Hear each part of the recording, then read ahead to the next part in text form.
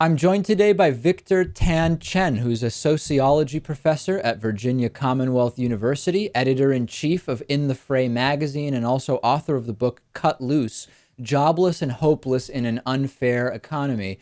And I think, Victor, because of so many of the things we've been talking about with regard to the economy, the use of the word unfair in the title of your book is really interesting to me. What elements of the economy are unfair in your analysis?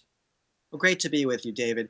I think there are two things about how our economy is skewed toward those at the top. And one of them is the importance of family advantage. And we forget, we like to think of America as a meritocracy. And, if you really work hard, you can move up the ladder through education, right? That's always the idea. But it so much depends on the family that you come from and how affluent they were. And for instance, just look at the students in the most elite colleges in America. The vast majority of them come from the richest fifth of households in America. And that's just one example. Another one, even more troubling, is the fact that at age 3, you can see in testing large gaps in measured cognitive ability between graduates of high school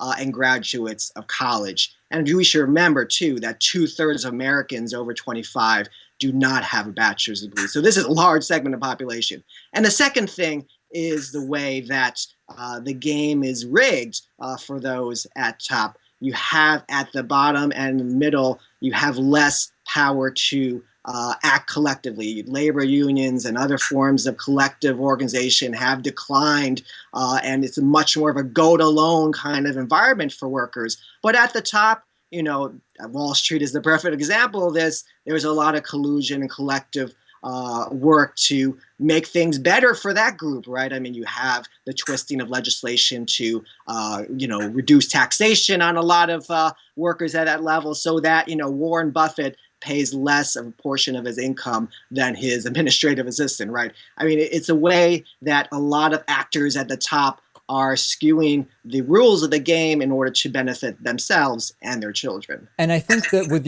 your first example about the sort of generational impact and family pass through impact on the ability to earn particular wages in life, those who like to deny that this is a thing will often say, "Listen, David, the rules are exactly the same for everybody, regardless of what type of family you're born into."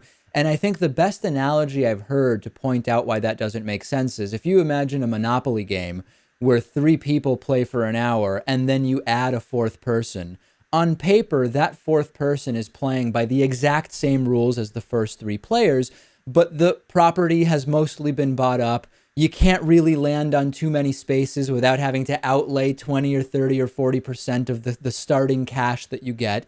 And that to me is so representative of what we see in the American economy. Yeah, that's a good point, David.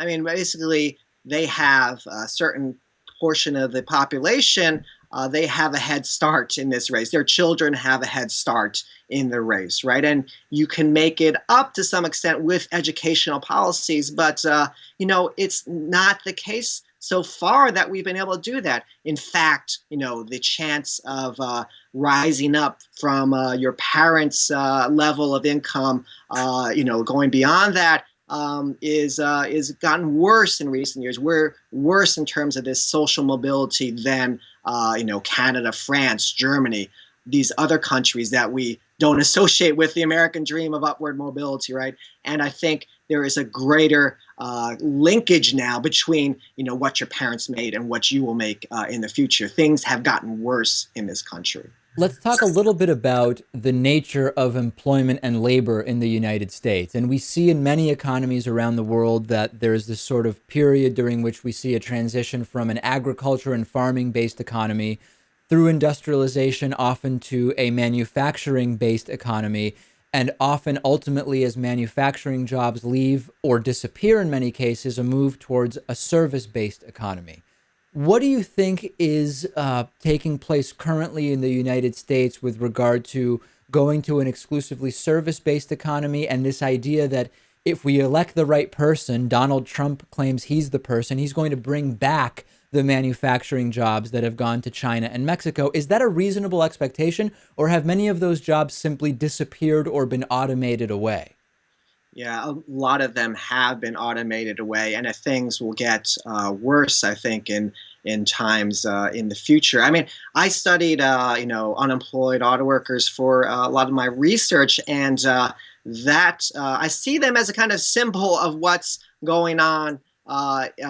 What had gone on in the past, right? We went through the 80s and all the shut down factories and so on, but they kind of are harbingers of the future, right? You have even white collar workers, struggling in this economy. A college degree is no longer a ticket to a good middle class lifestyle. And even at the top tiers, we need to remember things are getting tougher, right? You look at doctors, right? You can't get a higher prestige profession than that. A lot of their work is being outsourced or even potentially automated, right? Radiology scans are being sent to India to be reviewed by doctors there, and then reports sent back.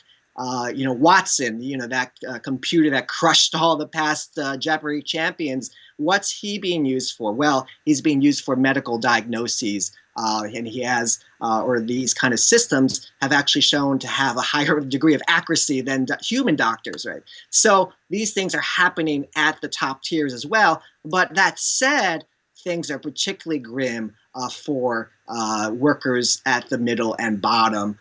You have the loss of those good manufacturing jobs that paid well, had good benefits, had strong unions as well. And you've moved to a service economy, which is much more is much riskier for a lot of workers. And it's represented by, say, the Uber driver, right? No job security, no benefits. You're hustling every day to make a living. And that's the case for a lot of workers in retail and restaurants who are scrambling to get hours on the clock, much less have good wages.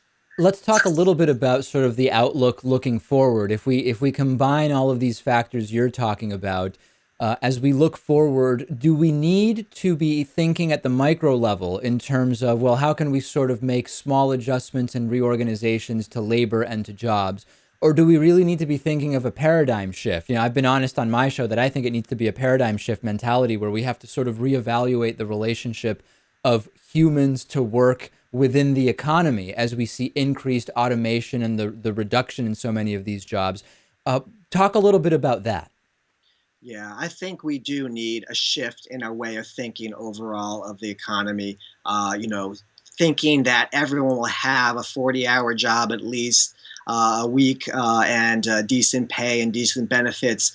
I don't know if that is a reality moving forward because of these trends of automation and outsourcing to cheaper labor countries and so on.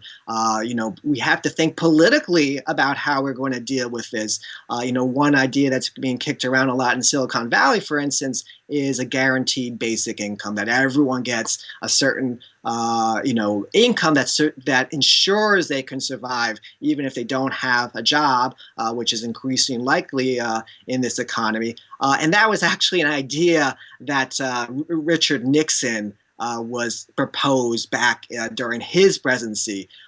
So a Republican president was advocating for that. It died in Congress, but you could see the political dimensions of this, David, right? The Republicans, there's no way they would support something like that anymore. It's become much more partisan. And that's part of the problem. We got to change the politics and we got to change the culture fundamentally.